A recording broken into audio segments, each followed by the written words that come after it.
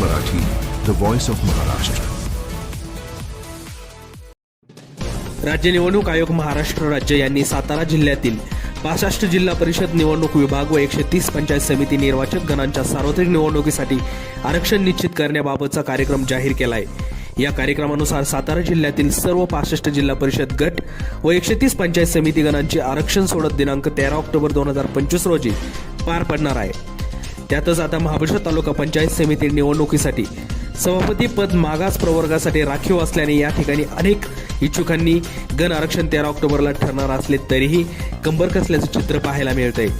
महाबळेश्वर तालुका पंचायत समितीच्या सभापती पदासाठी ओबीसी गटाचं आरक्षण जाहीर होताच कोणत्या गणातून सभापती पद ठरणार याचा निर्णय 13 ऑक्टोबर रोजी होणार असला तरीही महाबळेश्वरमध्ये मात्र एक वेगळेच आनंदाचे वातावरण निर्माण झाले.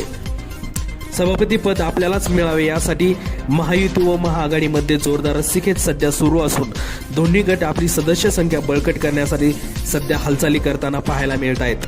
दरम्यान मागासवर्गासाठी आरक्षण निश्चित झाल्याने इच्छुक उमेदवारांची यादी मात्र हळूहळू वाढताना दिसते. यात तालुक्यातील राजकीय आणि सामाजिक क्षेत्रात सक्रिय असलेले अनेक दावेदार सभापती पदासाठी तयारीत असून यात नवख्या उमेदवारांचा देखील समावेश लक्षणीय.